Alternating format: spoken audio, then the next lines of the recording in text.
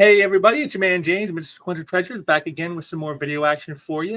First of all, I want to wish you all guys a happy 4th of July. I hope you're out there being safe, enjoying the weather. Right here, it's as you can see, it's very sunny and warm. In fact, so warm you can probably hear in the background my AC running. Gotta try to keep the cool inside while I'm doing these. So, but I hope you're all having a good one. I hope you're having some good cookouts and getting ready for some nice firework displays safely, of course. Always remember, be safe.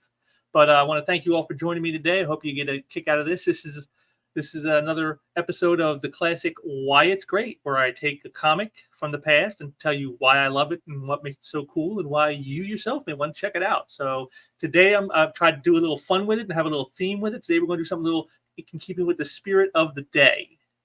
So we're going to go that way with this choice here, and the choice I have for you guys is one that probably isn't too much of a surprise when you see it, but I think you'll like it all just as well. So let's get things going here. First thing we'll do is we get me off there because we don't need me on there, and then we share our screen, and you get to see which book gets the treatment this time out. So.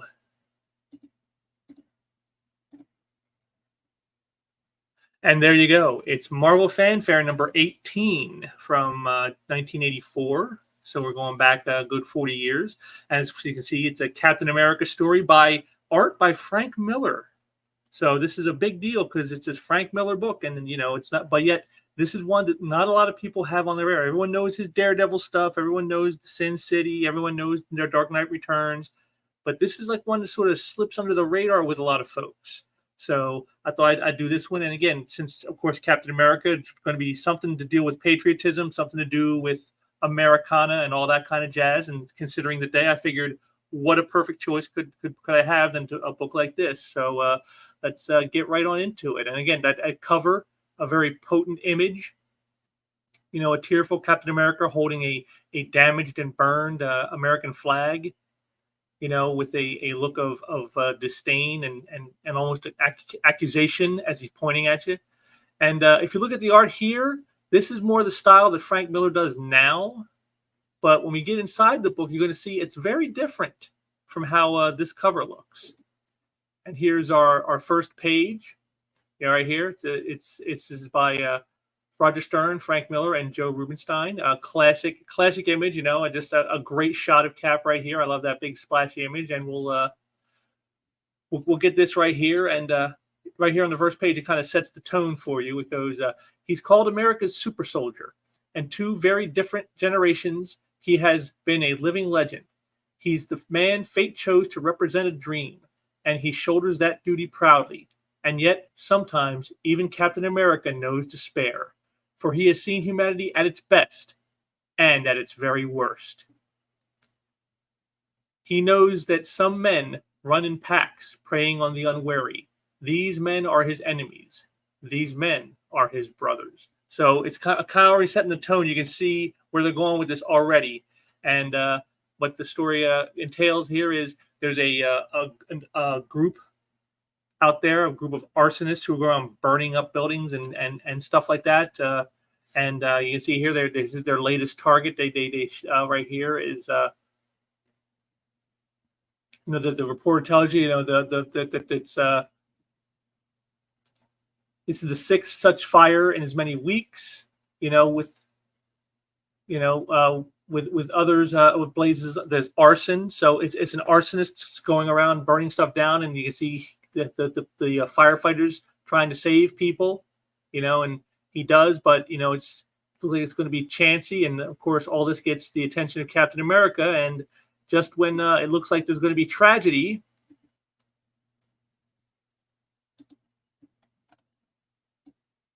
in comes our hero. And something I noticed throughout this whole entire story is I love how Miller handled Cap's positions when he's in action. Like, I love this bounce off the flagpole with the roll, and then boom, landing right on the feet like a cat. Just good stuff. And you can see Cap here. He's in the thick of it, saving lives, helping the firefighters,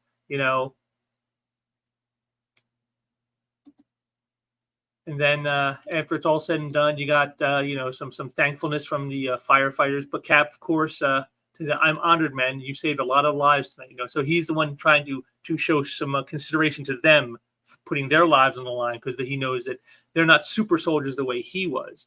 And we see that, of course, there was a price for everything that was done. And we find this group called We the People is the one who are setting the fires. And they're demanding $6 million or there'll be more. And so, the mayor is upset about this. And he goes, my God, what kind of country do we live in where something like this can happen? And then Cap, I understand your frustration, sir, but don't blame the nation for this. We may not be perfect, but we are free people in America. Oh, we are free people. America has seen some bad times, but still we continue. We persevere. The actions of a handful of maniacs won't change that, and they will be caught. You have my word. So right there, I like this right here. They're showing, Cap, he's not like the way a lot of people would blame the nation, blame society, blame, humanity. He doesn't do that. He's like, these people are the outliers. They are not what America represents. They are not what the country is about. Don't blame the country. And I love like how you got them like here almost cradling the flag, and then the flag in the background here in the final panel with the close up. Just again, very, very, very, noteworthy touches to show you just how much Cap cares about America and what it stands for. I liked how they presented that. So of course Cap heads out. He goes out to bust some heads and try to find out who these arsonists are and to put a stop to them. And just the classic thing of place after place trying to find them, and nobody seems to know who these guys are. So he ends up on a pier where he thinks he's found the guys who are responsible. And once again, we look at this. Look at these positions that Miller uses for Cap. I just love this, the dynamism in what he does here. And again, if you looked at what that cover was and you look at this interior art, vastly different. Now, I'm sure anchor Joe Rubinstein played a hand in that, probably tightening up some stuff for Miller. But this is Miller in his prime right here. He was never better than like during this period. So, Cap goes in, he busts some more heads, gets to the big boss. And again, like I said, just look at these poses. The shot of him coming through, the shot of him throwing the kick while blocking the knives with the shield. I mean, it's just really, really great stuff. I like this, and I love this, the classic stuff. I heard he was on the warpath. Ace him. Better men than yours have tried that, Joe. Big mistake, son. I don't like knives. And just cat, and I just love that. I just love it. Great action, and the main bad guy jumps in. He takes a swing at Cap, and look at that, just one grip on him, and he's got him on his knees. It's like you just can't stand up to Captain America, son. No normal guy could. But he finds out that he's not the one responsible either. He tells him, he goes, "You're kidding, right? It's these We the People creeps. Thanks to them, my boys can't get any work. The folks who hire us are spooked, and so are we. I mean, nobody even knows who they are." And so Cap heads out, trying to figure out, he's run across these kinds of guys before, so he knows he's telling the truth. He goes, but if they're not the ones behind the fires, who were? And then we get a nice scene here with your typical, Joe Friday guy, just your typical working man, working strict with his family. Seems very happy, very go-lucky, very, classic Americana, and something that Cap himself even notes when he sees it. If I ever had any doubts about my mission in life, they'd be erased by a sight like that. A loving couple, happy kids. I wonder if that man knows how lucky he is. I'd give just about anything to have his life, to be just another ordinary man working to keep my piece of the American dream. So this right there, you get to see, Cap's, so a little bit of a little insight into our hero, his dreams, he stands up for the American dream, and he takes that duty very seriously. But there's a part of him that sometimes wishes he could more indulge in the dream than he seems to be allowed to. Again, a nice little touch that Roger Stern adds in here to give more layers on Cap, that he's not just, just a soldier that just follows orders or whatever. He's a man. He's a guy with his own convictions, his own, morals, his own ethics, and his own beliefs. And this plays into that. And I like that, so we see our Joe Friday guy walking around, talking to some people, talking about coming to the lodge tonight, to some of the local guys in this area. And then we find out, of course, a little heavy-handed, but there it is. These are the guys who are responsible for all the arson. He goes, it doesn't matter. It doesn't matter who we elect. Taxes keep going up and income real income keeps going down. Oh, sure, a big recovery is supposed to be underway, but I haven't felt it. Have you? And no, and we won't. America's been taken from us, from the little guys who made this country in the first place. We sweat and we slave, and all we can do is just get by. All we ever asked for was for our fair share, and all we ever got was the shaft. That's why we've had to make a stand to demand what's rightfully ours, we the people. So you see, this is the whole thing: is these guys feel they're the forgotten, they're the downtrodden, they've been put upon, they don't feel they've gotten their fair share. These words sound a little familiar to you in more modern times. So now what they're going to do is they said we got to make them. We're going to show them we mean business by burning down a nursing home. And you see one of the members is kind of like, hey, whoa, I can't go along with that. This is the guy who we saw was the cop. And, he tells him, well, you're going to go along with it. So, of course, he decides to, okay, I'm in. A little threat just to show us how ruthless our main leader here is.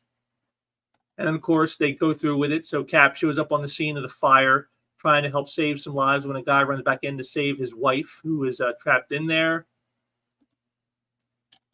So Cap, gets in there, and you can see right here just that great shot of him carrying both of them as he's jumping out of the room as the roof starts to collapse. Great image. They get him outside, and he gets her CPR because it looks like she's not breathing. And then this page is just excellent. I love this.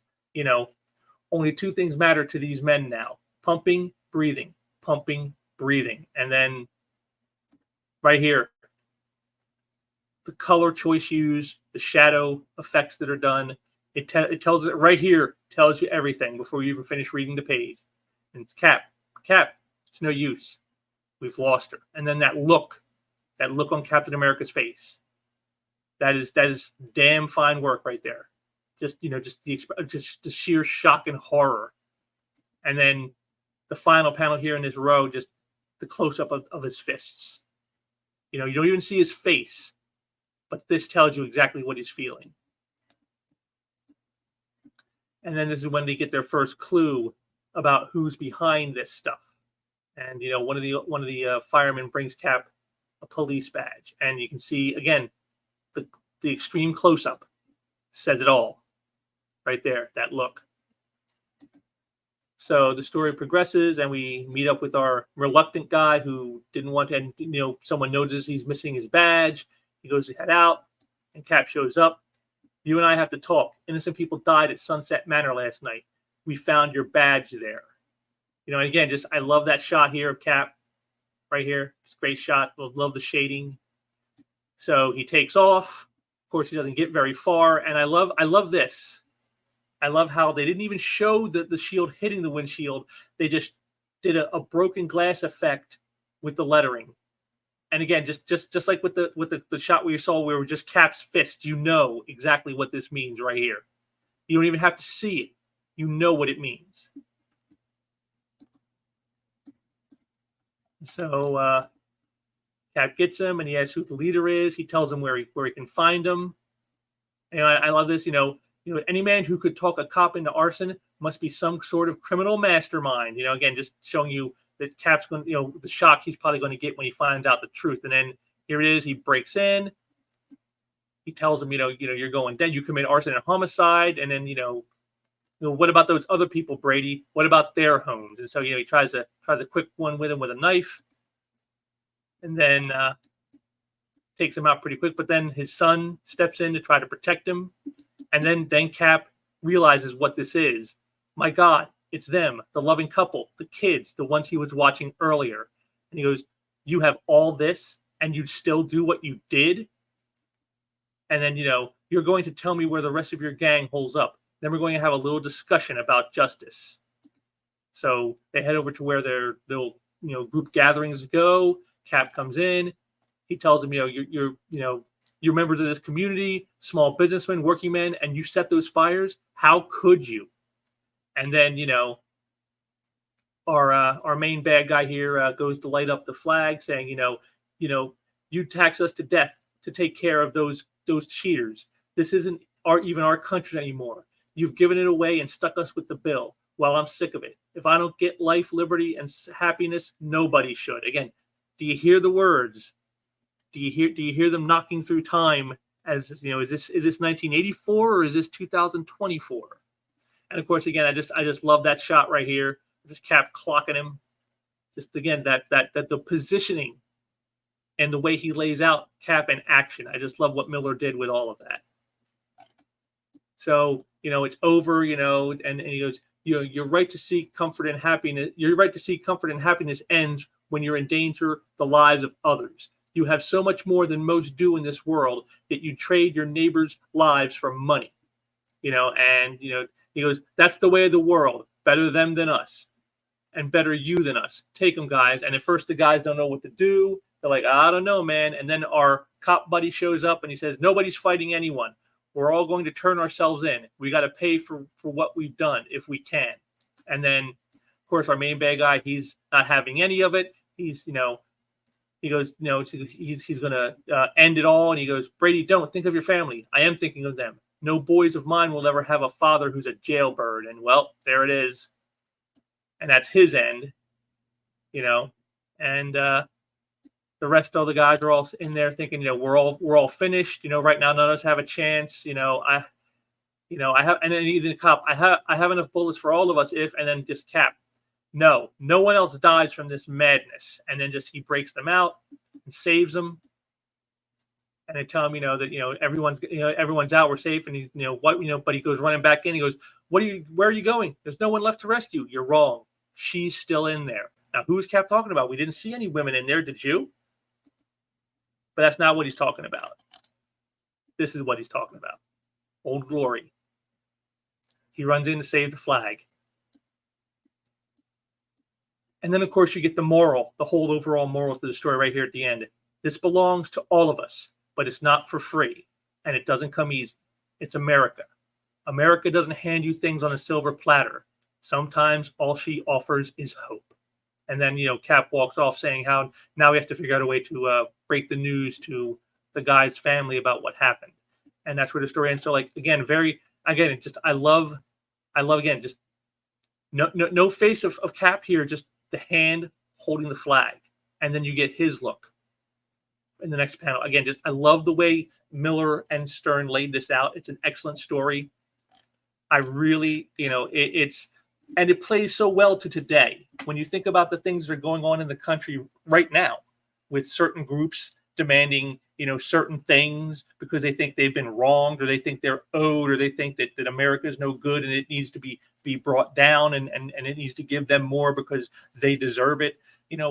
All the stuff he was talking about is stuff you hear today. So, it's amazing to me how little has changed. This story was done back in 1984, 40 years, and yet very little has changed on that front. And so this story really resonates with me. And again, I just love, this shot right here, Cap charging with the flag.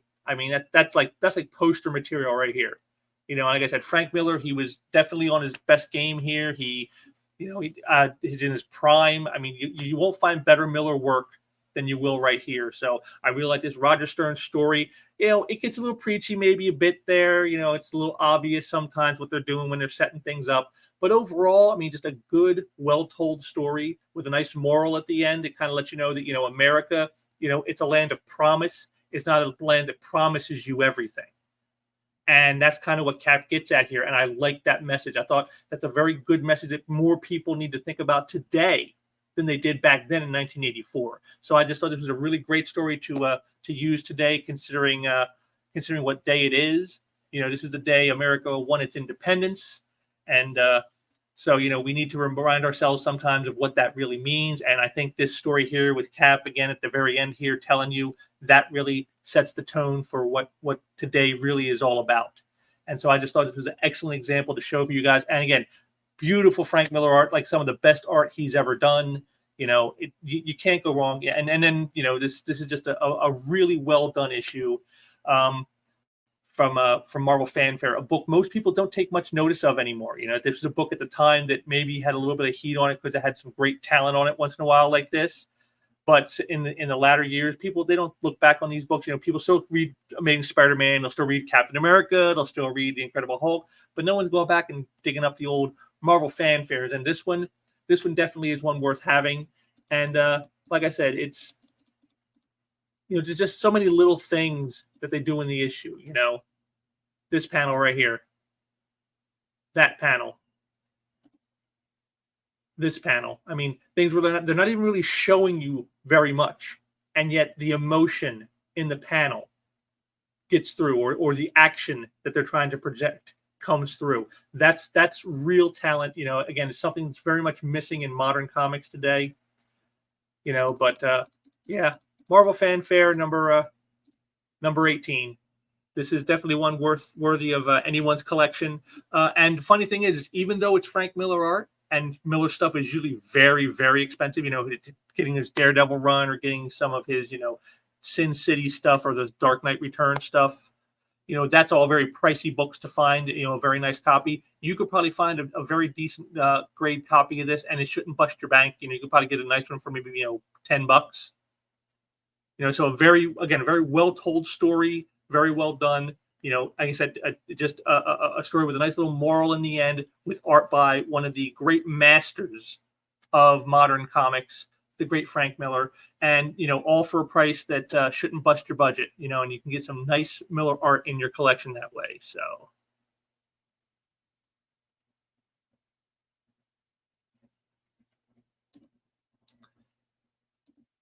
And there you have it. Why it's great. Marvel Fanfare number 18. I hope you guys enjoyed that. That was a fun one.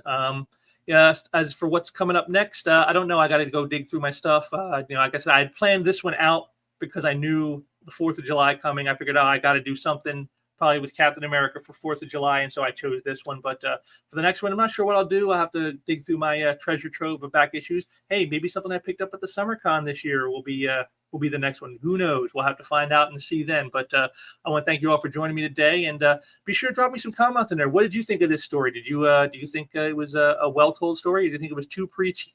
Did you think Frank Miller's art was at the height of its greatness, or do you think that maybe his later stuff now that's more like this, the cover image is where it's at? Let me know what you think down there and below in the comments, because I want to hear what you guys got to say. And also, I want to thank you for joining me today, and be sure to hit the like button so you can help the algorithms around here, and also subscribe if you haven't subscribed so you don't miss great content like this.